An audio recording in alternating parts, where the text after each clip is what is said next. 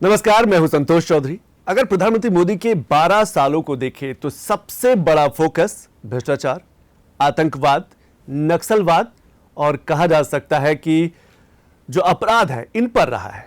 अपराध को कम करने के लिए डीबीटी, जैसे अगर भ्रष्टाचार की बात करें, भ्रष्टाचार को कम करने के लिए डीबीटी जैसे योजनाएं आई, डिजिटलाइजेशन किया गया। भ्रष्टाचार की हम कम करने की बात करें तो 3 नए कानून आ गए। आतंकवाद पर बड़ा प्रहार किया, आतंकी फंडिंग को रोका, आतंकी सरगनाओं को भी कहा जा सकता है बड़ी नसीहत दी गई। नक्सलवाद जो कभी रेड कॉरिडोर हुआ करता था, वो पीएम मोदी ने कहा कि जो कभी रेड कॉरिडोर था आज वो ग्रीन कॉरिडोर में तब्दील हो गया है। आज इन्हीं कई बड़े मुद्दों पर बात करने के लिए हमारे साथ उत्तर प्रदेश के पूर्व डीजीपी और राज्यसभा सांसद ब्रजलाल जी हैं। ब्रजलाल सर, बहुत बहुत शुक्रिया समय निकालने के लिए। मेरा सबसे बड़ा सवाल कि पीएम मोदी की इन 12 सालों को किस तरीके से देख पा रहे, क्योंकि हमें लगता है शायद ही कोई ऐसा क्षेत्र हो जहां पर पीएम मोदी की नजर न पहुंची हो। बिल्कुल आपने सही कहा, ये 12 साल अभूतपूर्व हैं। 14 के पहले क्या हालत थी वो पूरा देश जानता है, चाहे वो नक्सलवाद हो, आपने कहा, चाहे वो आतंकवाद हो। सबसे महत्वपूर्ण होता है किसी समाज, प्रदेश, देश के विकास के लिए कि आपकी कानून व्यवस्था अच्छी होनी चाहिए। अगर कानून व्यवस्था अच्छी है तभी आपके यहाँ इन्वेस्टर आते हैं, तभी आपके यहाँ टूरिस्ट आते हैं, तभी आपके यहाँ फॉरेन टू इन्वेस्टमेंट आता है, तभी व्यापारी आता है। और अगर ये नहीं हुआ तो आपके यहाँ कोई नहीं आएगा। 14 पहले क्या था, हिंटरलैंड में ब्लास्ट होते थे। मैं तो यूपी का ADG law and order, special DG law and order, crime, STF, ATS सबका 4.5 चीफ रहा, उसके बाद डीजीपी रहा। तो पूरे देश में, उत्तर प्रदेश में आपका कचहरी ब्लास्ट लखनऊ 22 नवंबर 2007, वाराणसी कचहरी ब्लास्ट, फैजाबाद पर कचहरी ब्लास्ट, सीआरपी अटैक रामपुर, लश्कर तोयबा का, बनारस में संकट मोचन, दशाश्वमेध घाट ब्लास्ट और शीतला घाट ब्लास्ट, ये तमाम घटनाएं तो उत्तर प्रदेश की हैं। और जब देश की बात किया जाता है तो मुंबई अटैक 26/11 हम नहीं भूल सकते, Jaipur blast, Ahmedabad blast, Guwahati blast, Pune blast, Hyderabad में गोकुल चाट, बुद्धा पार्क ब्लास्ट, लंबी सूची है। तो ये जो हाल था, और सबसे महत्वपूर्ण ये चीज़ था, जब कई ब्लास्ट हुए उसमें कई अपराधी मारे गए, जैसे इसरत जहां, जो मोदी जी को ग्रुप आया था पाकिस्तानी, उसमें एक इसरत जहां थी, तो उसको तमाम लोगों, इवन 26/11 जिसमें कसाब मारा गया, तो उसको कहा गया साहब ये भगवा आतंकवाद है। टेररिस्ट को पकड़ने के बजाय कहा जाए भगवा आतंकवाद है। 26/11 हो गया, कसाब पकड़ा गया, 170 लोग मारे गए, जिसमें हमारे 2 IPS अफसर मारे गए थे, हेमंत करकरे और अशोक कामटे, मेजर उन्नी कृष्णन। और उसको कांग्रेस के बड़े लीडर, मैं नाम लेने मुझे कोई दिक्कत नहीं हो, तो मैं अपनी पुस्तक में लिखा हूँ, दिग्विजय सिंह, इन लोगों ने एक पुस्तक लिखवाई और वो थे सहारा उर्दू के एडिटर। 26/11 RSS की साजिश। साहब, पाकिस्तान का हाथ नहीं है। जहाँ 11 आतंकवादी मारे जाते हैं, कसाब जिंदा पकड़ा गया, जिसको ट्रायल हो करके सुप्रीम कोर्ट तक मामला गया और फांसी हो गई। तो ये कहा गया उसका विमोचन जो हुआ बम्बई में दिग्विजय सिंह जी ने, के रहमान खान जो राज्यसभा के डिप्टी चेयरमैन रहे 2 बार, AR अंतुले साहब जिंदा थे, मुख्यमंत्री रहे, और आकर के दिल्ली में किया गया, क्योंकि कांग्रेस की सरकार। और हाँ जी हाँ, तो यहाँ तक किया गया, उसको अलग रूप दिया जाता रहा। तो ऐसे उसमें ये कंट्रोल नहीं हुआ। अब उसके बाद जब मोदी जी आते हैं तो अपराध पर 0 टॉलरेंस, आतंकवाद पर 0 टॉलरेंस और नक्सलवाद पर 0 टॉलरेंस। आपने अपराध का जिक्र किया। अपराध पर जब हम 0 टॉलरेंस की बात करते हैं, अंकुश की बात करते हैं, तो क्या जो 3 नए कानून आए हैं इनका बड़ा प्रभाव आने वाले दिनों में देखने को मिलेगा? मैं उससे सीधे जुड़ा हुआ हूँ। अच्छा, 2019 में मोदी जी ने लाल किले के प्राचीर से कहा था कि हम जो कलंक की निशानियां उसको मिटाएंगे। और वो कलंक की निशानी थी 1860 में बनी हुई इंडियन पेनल कोड, 1872 में बना हुआ इंडियन एविडेंस एक्ट, और 1898 में बना हुआ क्रिमिनल प्रोसीजर कोड। 3 साल काम हुआ। काम होने के बाद मानसून सत्र 2023 में अमित शाह जी गृह मंत्री, उन्होंने बिल पेश किया लोकसभा और उसको भेज दिया parliament standing committee on home affair, जिसका मैं चेयरमैन था। हमारे इस कमेटी में मेरे अलावा 30 सांसद और थे, और उसमें हर पार्टी की उनकी संख्या के अनुसार। और उसको हम लोगों ने बड़ा मेहनत किया और मुझे इस बात का गर्व है कि उसको एग्जामिन करने में, अपना सुझाव देने में, और साथ ही साथ जब राज्यसभा में 12 घंटे का डिबेट और लोकसभा में 16 घंटे का डिबेट हुआ था, तो मुझे डिबेट शुरुआत करने का मौका मिला और मेरा 31 मिनट का भाषण उस पर है। और वो नया क्रिमिनल जस्टिस सिस्टम 1 जुलाई 2024 से लागू हो गया। आपने सही कहा, जब भारत का संविधान बन गया तो हमारे नागरिकों को मिलना चाहिए संविधान प्रदत्त अधिकार, लेकिन वो कांग्रेस की सरकार थी, जो भी सरकारें रहीं, किसी ने ध्यान नहीं दिया। तो इसलिए मोदी जी ने लाल किले के प्राचीर से कहा था और उसको मूर्त रूप दिया गया, जो 2024 से लागू हुआ। इसके अलावा खाली यही कानून नहीं, 370 35 ए इसको खत्म किया गया। वहाँ भारत का संविधान लागू नहीं था, वहाँ पर भारत के कोई जो आरक्षण के नियम ये लागू नहीं होते थे। और सबसे महत्वपूर्ण एक जरूर मैं जिक्र करना चाहूँगा, प्रताप सिंह कौरव साहब मुख्यमंत्री थे और उस समय मुख्यमंत्री जो होता था कश्मीर का, वो कहलाता था प्रधानमंत्री। वो आए कि साहब हमारे यहाँ सफाई कर्मी नहीं है, हमको दे दीजिए। उन्होंने कहा नहीं, आप अच्छा व्यवहार नहीं करोगे। बहरहाल वादा करके ले गए 262 वाल्मीकि परिवार। अब वहाँ आज चौथी पीढ़ी थी 2019 तक, और उनको जो 35 ये लागू हुआ रेजिडेंस के बारे में है, उनको नहीं दिया गया। जब नहीं दिया गया तो न जमीन खरीद सकते थे, न मकान खरीद सकते थे। उन दलितों का बेटा पीएचडी कर ले, लेकिन नौकरी मिलती थी सफाई कर्मचारी की। तो जब 370 खत्म हुआ, 35 ये खत्म हुआ, तब वहाँ भारत का संविधान लागू हुआ। और सबसे बड़ा जो फायदा हुआ उन दलित परिवारों को, जिनकी आज चौथी पीढ़ी है, वहाँ के मुसलमान आदिवासियों की, पिछड़ों की, क्योंकि वहाँ तो भारतीय संविधान लागू नहीं होता था। इसके अलावा सीएए, नागरिकता संशोधन अधिनियम, वो क्या था? जब देश का बंटवारा हुआ उस समय एक जोगेंद्र नाथ मंडल, मेरी पुस्तक है उस पर जी, सियासत का सबक जोगेंद्र नाथ मंडल, वो बाबा साहब के बड़े अच्छे मित्र थे। और जब 46 में अंग्रेजों ने संविधान सभा का जो वो हुआ इलेक्शन करवाया, और उसके बाद वो अविभाजित भारत के लॉ मिनिस्टर थे। उसके बाद जब देश का बंटवारा तय हो गया तो मंडल जी भीम मीम के राजनीति में बड़ा विश्वास करते थे। बोले बाबा साहब हमारे दलित तो इस्लामिक कंट्री में अच्छे रहेंगे, क्योंकि उनकी भी इकोनॉमिक, आर्थिक, शैक्षिक हालत वही है जो हमारे दलितों की। वो गए, जिन्ना ने उनको बनाया लॉ मिनिस्टर और लेबर मिनिस्टर। उसके बाद वहाँ दलित रह गए। ये महत्वपूर्ण बात है, क्योंकि वो दो दलित नेता, एक बाबा साहब और दूसरे जोगेंद्र नाथ मंडल। और उसके बाद दलितों पर वहाँ दलित रह गए, बाकी लोग तो भाग आए। 47 से 50 तक करीब 50,000 लोग पूर्वी पाकिस्तान में मारे गए, जो अधिकांश दलित थे। लेकिन ब्रजलाल सर, मैं एक चीज़ और आपसे समझना चाहूँगा। जब हम 2014 के बाद से अब तक का सफ़र देखते हैं, तो क्या आपको लगता है इन 12 सालों में मोदी सरकार ने बड़े फैसले, कड़े फैसले, चाहे धारा 370 हो, राम मंदिर हो, 35A का आपने जिक्र किया, 3 तलाक जैसे मुद्दे, नारी शक्ति वंदन अधिनियम, ऐसे फैसले जो वोट बैंक को शिफ्ट कर सकते थे। नारी शक्ति, अगर हम 3 तलाक की बात करें, कि कोई भी राजनीतिक दल, हमें लगता है 3 तलाक जैसे मुद्दों पे जाने नहीं चाहता था, मुद्दे को छूते नहीं थे।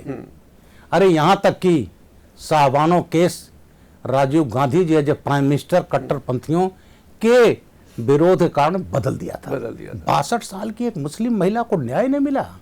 वो क्या चाहती थी? मुआवजा चाहती थी। मोदी जी ने बदल दिया। इतने नहीं, पूरे देश का नक्शा बदल दिया। 80 करोड़ से ज़्यादा लोगों को अनाज मिल रहा है। जीएसटी लागू हुआ, जो आज वास्तविकता है। ये बड़े रिफॉर्म है, बड़ा रिफॉर्म। और उसको हमारे राहुल गांधी जी कहते थे गब्बर सिंह टैक्स। अरे जीएसटी सबने मिलकर बनाया है। आज भी जीएसटी की जो बैठकें होती हैं, पूरे स्टेट के लोग तय करते हैं। इसके अलावा तमाम उसमें संशोधन हुए। डिजिटल इंडिया, क्या होता था पहले? कोई चीज जाता था तो क्या होता था? बंदरवाट होता था। अब आज जनधन खाते, 58 करोड़ से ज्यादा जनधन खाते हैं गरीबों के, जीरो बैलेंस पर। आज क्या होता है? जो भी उनको आर्थिक सहायता है, चाहे किसान, वो सीधे डीबीटी जाता है। तो उससे भ्रष्टाचार का कम हुआ। और इसके अलावा जो डेवलपमेंट हुआ, चाहे इंफ्रास्ट्रक्चर डेवलपमेंट हो, चाहे एमएसएमई का हो, किसान सम्मान निधि हो, उज्ज्वला योजना हो, पीएम सूर्य घर योजना हो, जितना इंफ्रास्ट्रक्चर का तो कोई जवाब नहीं है। तो आज यही कारण है कि आज देश दुनिया की चौथी अर्थव्यवस्था है। आपने डिजिटल का जिक्र किया, हमें लगता है यूपीआई की, हम जब डिजिटलाइजेशन जब यूपीआई की बात करते हैं, यूपीआई तो में भारत जो है दुनिया को लीड कर रहा है, दुनिया में लीड कर रहा है। चाय वाला, सब्जी वाला, हर जगह कहा जा सकता है। बिल्कुल दुनिया के बिल्कुल 9 देशों में यूपीआई चल रहा है। मैं भी जाता हूँ सब्जी खरीदने। हाँ। एक बार मैं गोंडा जा रहा था, ट्रेन का वो था क्रॉसिंग, रुका तो बच्चे गले में अच्छा, वो क्यूआर कोड और क्या बेच रहे थे, पॉपकॉर्न। आप 10 रुपए का पॉपकॉर्न लीजिए और तुरंत हम कर दिए। तो ये जो हुआ, जब ये लाया गया था बिल, तो चिदम्बरम ने कहा था भारत जैसे देश में तो संभव ही नहीं है, और आज इतने देशों में हमारी यूपीआई, तो इसने भ्रष्टाचार को इतना बड़ा इसमें बाधा उत्पन्न की, जिसमें भ्रष्टाचार कम हुआ। इसके अलावा जो डेवलप देश हुआ नॉर्थ ईस्ट, कोई छूता नहीं था। अभी मैं, और नॉर्थ ईस्ट के बारे में तो एक कहावत थी कि जो दिल्ली से दूर वो दिल से दूर। बिल्कुल, मैं नॉर्थ ईस्ट में 1984 में गया था। एट दैट टाइम मैं 31st बटालियन रुद्रपुर नैनीताल जो उत्तराखंड में है, उसका कमांडिंग ऑफिसर था। मैं 7 महीना आसाम में रहा हूँ, जब उस समय आसाम आंदोलन चल रहा। मैंने तब का आसाम देखा है। और अभी मैं पहले भी जाता रहा, लेकिन अभी मैं इसी जनवरी में गया था अपनी कमेटी लेकर के जी, असम में गया। फिर उसके बाद मैं गया एजॉल, मिजोरम। इंसिडेंटली वहाँ के मुख्यमंत्री मेरे बैचमेट हैं, वो भी IPS 77 के हैं, लाल दुआमा जी। तो वहाँ देखा रेलवे स्टेशन, सीधे राजधानी चलती है जनाब उन पहाड़ों उसमें। असम में देखिए, ब्रह्मपुत्रा जो रिवर है उसके नीचे से टनल बन करके रेल और रोड बन रहा है। जो हमारा वो है चिकन नेक, उसके नीचे से कॉरिडोर बन रहा है कि अगर कुछ हो जाए तो नीचे से हमारा ये चलता रहेगा। क्या आपको लगता है कनेक्टिविटी पर बड़ा फोकस किया गया, चाहे रोड कनेक्टिविटी हो, एयर कनेक्टिविटी हो? नॉर्थ ईस्ट देखिए, अब पहुंचने में समय नहीं लगता। बिल्कुल। और इसके अलावा उन्होंने, मोदी जी ने कहा था कि हवाई चप्पल वाला भी चलेगा। अभी देखिए नोएडा से जो फ्लाइट आई जेवर एयरपोर्ट से, तो उसमें वही किसान आए जिनकी जमीन उन्होंने दिया था, वो आए। तो इस तरह से हर फील्ड में कोई ऐसा फील्ड नहीं रहा जिसमें मोदी जी ने टच ना किया हो। और इसीलिए आज हम चौथी अर्थव्यवस्था हैं। और एक उससे जुड़ा तथ्य और है जी, ऑपरेशन सिंदूर के बाद प्राइम मिनिस्टर ने कुछ संसदीय समितियां भेजी थी, एक का मैं भी मेंबर था। अच्छा, हम लोग गए थे विदेश गए, जापान, हाँ, south Korea, Indonesia, Malaysia, Singapore, और वहाँ हर पार्टी के थे हम लोग। तो उसमें हम लोग एक आते थे, देखिए हम अलग अलग पार्टी के हैं, एक दूसरे से लड़ते भी हैं, लेकिन देश की बात आती हम एक हैं, एक साथ है। हम वहाँ हम लोगों ने कहा। और वहीं जब जापान में हम थे मई पिछले साल, वहीं हम चौथी अर्थव्यवस्था बने और जापानियों ने हमारी तारीफ की। और 2 साल में के अंदर हम बन जाएंगे तीसरी अर्थव्यवस्था। तो आज देखिए, भारत हमारा प्रधानमंत्री दुनिया का नंबर 1 नेता है। ठीक है, आपने डेलीगेशन का जिक्र किया कि आप जब ऑपरेशन सिंदूर के बाद जब भारत ने पाकिस्तान को कहा जा सकता है कि बेनकाब करने के लिए कि दुनिया के देशों में भारतीय डेलीगेशन भेजा, क्या पहली बार रहा है कि आतंकवाद को लेकर भारत का एजेंडा बिल्कुल साफ, कोई समझौता नहीं होगा, जहां टेरर होगा वहां टॉक नहीं होगी, जहां खून बहेगा वहां पानी नहीं बहेगा? बिल्कुल। वहाँ जानते हो हम लोगों ने कहा, और हमारे कमेटी में तो उसके थे CPM के जान बेटा, अच्छा, हमारे कमेटी में अभिषेक बनर्जी थे TMC के, हमारे उससे जनता दल यूनाइटेड के थे, हम BJP के थे। और हम लोग एक्सपर्ट ले गए थे सलमान खुर्शीद साहब। और वहाँ हम कहते थे कि देखिए हम शांतिप्रिय देश हैं, लेकिन अगर किसी ने हमारे यहाँ कुछ ज़रूरत की तो हम घुसकर मारेंगे। पूरे दुनिया में संदेश गया कि हम घुसकर मारेंगे, कहीं कुछ होगा। तो ये संदेश गया। तो आज आतंकवाद पर, नहीं तो हिंटरलैंड में होता था, कंप्लीट रोक लग गई। और सबसे बड़ा एक चीज और था, हिंड्रेंस, आपने सब किया, नक्सलवाद की शुरुआत 1967 हुई में, जब नक्सलबाड़ी एक गांव है दार्जिलिंग में, और वहाँ चारू मजुमदार, कानू सान्याल, जंगल संथाल, इन लोगों ने जमींदारों के खिलाफ आंदोलन शुरू हुआ। और 70 तक आते वो जोर पकड़ गया। क्यों जोर पकड़ा? जब तक इसको पॉलिटिकल बैकिंग नहीं होती तब तक जोर नहीं पकड़ता। 1969 में राष्ट्रपति का चुनाव हो रहा था। नीलम संजीव रेड्डी कांग्रेस के ऑफिशियल कैंडिडेट थे। इंदिरा जी कुछ चीज़ों से डिफर करती थी, तो उन्होंने कहा अंतरात्मा को आवाज दीजिए, और BV गिरी जो इंडिपेंडेंट खड़े हुए थे उनको जिता दिया गया with the support of opposition parties and specially वामपंथी, और इंदिरा गांधी ने वामपंथियों का साथ दिया। और उसका कारण रहा कि सन 80 आते आते वो आदिवासी जो पूजा करता था भगवान बिरसा मुंडा, तिलका माझी, रानी दुर्गावती, मुर्मू बंधु, अपने उन लोगों को जो अंग्रेजों के खिलाफ लड़े हैं, और 80 से आते आते वो क्या करने लगा, माओ इंपोर्टेड नेता, लेनिन इंपोर्टेड नेता, वो उनके आदर्श बन गए। उन लोगों ने वो जगह चुना जो वहाँ बैकवम था, डेवलपमेंट नहीं हुआ था, वहाँ चुना। और वहाँ इन्होंने उनको कहा हम न्याय देंगे, लेकिन उनका विनाश किया।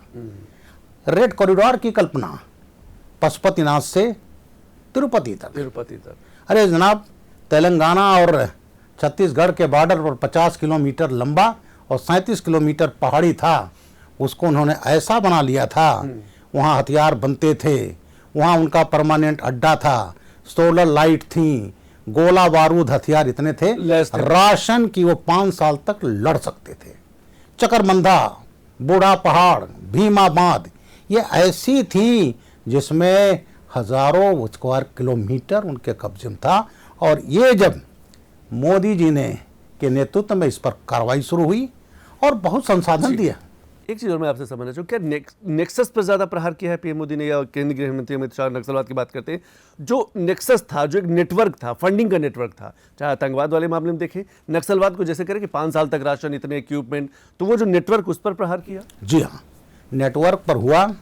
और आतंकवाद में जो नोटबंदी हुई उसका भी एक कारण था, क्योंकि कश्मीर में जो आतंकवाद चलता था फेक करेंसी चलता था।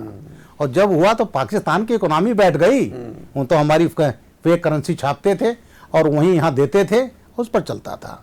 और नक्सलवाद में जो स्रोत था, जहाँ से पैसा आता था, ऐसे ऐसे देश जो वामपंथी वहाँ से आता था, उसको ख़त्म किया गया, हथियारों का स्रोत ख़त्म किया गया। और मोदी अमित शाह जी ने 2024 में कहा था कि हम 31 डेट दिया था, तारीख तय, 31 मार्च 2026 तक नक्सलवाद खत्म कर देंगे। नक्सलवाद जमाने में ये था, स्कूल को बिल्डिंग बम से उड़ा दिया गया, बैंक उड़ा दिए गए, सहकारी समितियां उड़ा दी गई, हाट बाजार बंद हो गए।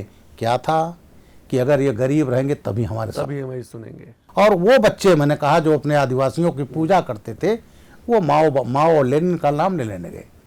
यहाँ तक हुआ स्कूलों में रेड करके 8-9 साल की बेटियों को, लड़कों को उठा लिया गया और उनके हाथ में बंदूक दे दी गई। यहाँ 2 चीज़, हम भी नक्सलवाद से लड़े हैं। जब मैं ADG, special DG law and order था, तो हमारा चंदौली, मिर्जापुर, सोनभद्र नक्सल प्रभावित था।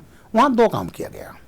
एक तो नक्सल समस्या, ये सोशियो इकोनॉमिक प्रॉब्लम, तो एक तो वहाँ डेवलपमेंट, वो डेवलपमेंट नहीं होने देते थे, सड़कें नहीं बनने देते थे। लेकिन अमित शाह जी ने जो सीएपीएफ को वहाँ भेजा, राज्यों से समन्वय किया, डीआरजी, डिस्ट्रिक्ट रिजर्व गार्ड, जो स्टेट फोर्सेस थी, उन सबको समन्वित वहाँ किया गया और वहाँ फॉरवर्ड बेसेस बनाए गए। और एक हथियार ऐसा था, पार्लियामेंट में नाम लिया हूँ, व्हील आर्मर्ड प्लेटफॉर्म। अच्छा, वो व्हील आर्मर्ड प्लेटफॉर्म वो बुलेट प्रूफ था, अंदर जवान बैठ जाता था, ऊपर light machine gun, medium machine gun 360 degree घूमती थी, और जो चलता था वो जो जैसे टैंक चलता है पट्टे पर, और वहाँ जवान बाहर नहीं निकलता था। और जब निकलता था जंगल से फायर करता हुआ चारों तरफ, और जहाँ गए वहाँ पर हमने फॉरवर्ड बेस बना दिया। इस तरह से फॉरवर्ड बेस बनाते बनाते जो रेड कॉरिडोर था पूरा कब्जा कर लिया। और ब्लैक फॉरेस्ट जो ऑपरेशन हुआ, उन पहाड़ी पर जो मैंने कहा, जो तेलंगाना और छत्तीसगढ़ के बीच में था, उसको कब्जा करके जब वहाँ से भागे पहाड़ी से और नीचे आए तो पुलिस मुठभेड़ मारे गए और तमाम लोग सरेंडर किए। और तमाम, लेकिन एक चीज़ और है, हमें लगता है नक्सलवाद जो आज खत्म हुआ, उसके पीछे पुनर्विकास योजनाएं भी बहुत रही हैं। इसीलिए मरने जितने नक्सलवादियों को मारा नहीं गया, उस साथ लोगों ने सरेंडर किया है। बिल्कुल, आपने सही कहा, चीन से जोड़ा गया। इसको हम कहते हैं कम्युनिटी पुलिसिंग। हमने भी कम्युनिटी पुलिसिंग किया, उससे आप समझ सकते हैं। जब मैं एडीजी लॉ एंड ऑर्डर था तो मैं 3-4 महीने में 2-3 दिन बिताता था चंदौली, मिर्जापुर, सोनभद्र, ठीक है, उनके बीच में जाता था, उनका डेवलपमेंट देखता था।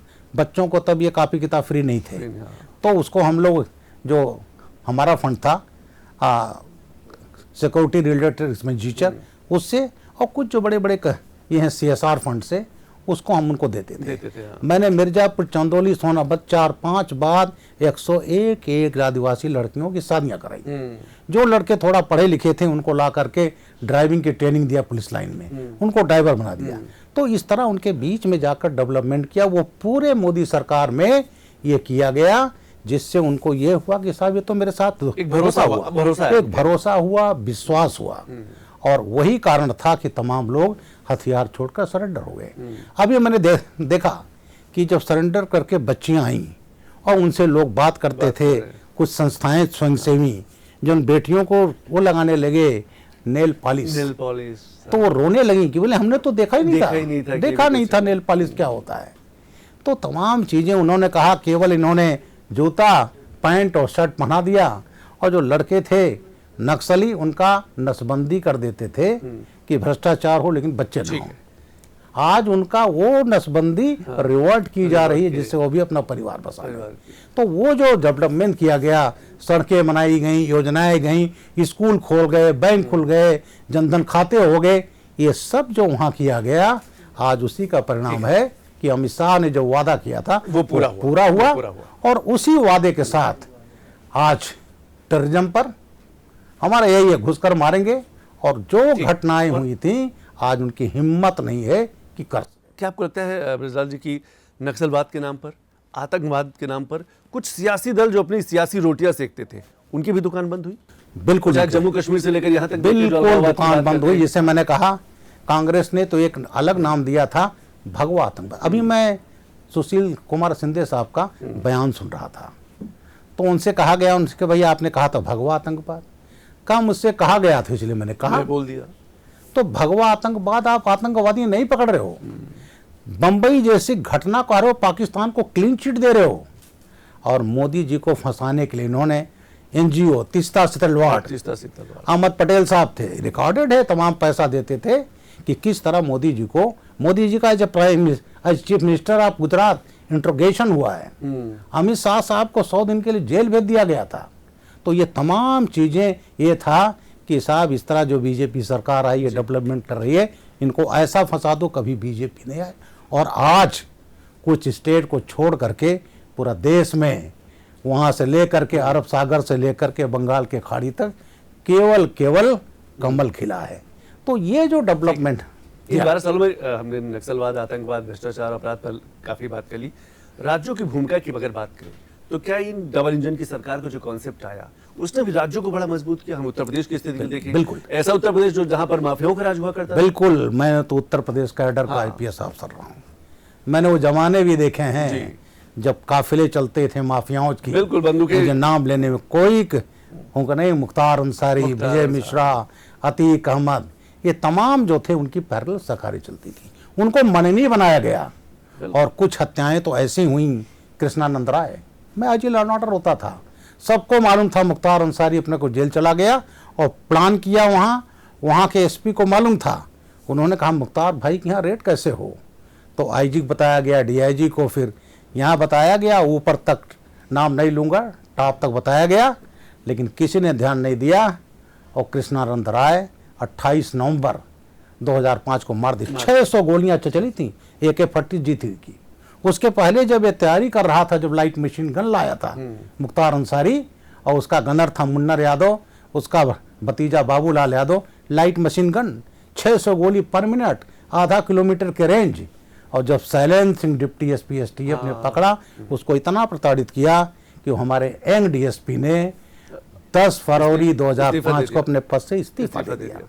जब चार्जशीट गई तो उस समय के मुख्यमंत्री माननीय मुलायम सिंह जी ने मुख्तार अंसारी का प्रोसिक्यूशन सैंक्शन नहीं दिया, और बाबूलाल यादव और मुन्नर यादव को 10-10 साल की सजा हो गई। एक आखिरी सवाल, क्योंकि समय बेहद कम है, पहले क्या ज़्यादा पॉलिटिकल प्रेशर हुआ करता था? जैसे आप DGP रहे, IG रहे, अलग अलग पद पर रहे, अब पॉलिटिकल प्रेशर कम हुआ है, अब थोड़ी सी आज़ादी मिली कि नहीं, अगर माफिया है, गुंडा है, तो उसको उसी तरीके से ट्रीट किया जाए। योगी आदित्यनाथ का एक बड़ा सीधा सा कि भाई क्रिमिनल के खिलाफ कार्रवाई होगी, अगर वो गोली चलाएगा तो हम भी गोली चलाएंगे।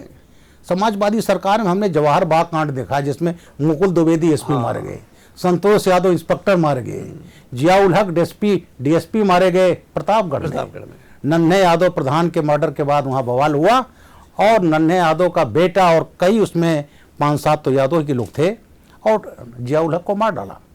और माननीय अखिलेश यादव जी गए, नन्हे यादव का बेटा जो मेन मुलजिम था उसको आर्थिक सहायता दिया है। तो जब ये आपका था, हर चीज में आप वोट बैंक देखोगे तो फिर यही होगा। आज योगी आदित्यनाथ के समय में 0 टॉलरेंस, क्रिमिनल गोली चलाएगा तो हम गोली चलाएंगे। पहले तमंचे फायर करता था अखिलेश सरकार में कोई छोटा सा क्रिमिनल तो पुलिस की AK-47 नहीं चलती थी। और आज उनको छूट है 0 टॉलरेंस पर। इसीलिए उत्तर प्रदेश जो माफियाओं का राज था आज $1 ट्रिलियन थी, और 40 लाख से ज्यादा यहाँ पर हो रही है इन्वेस्टमेंट।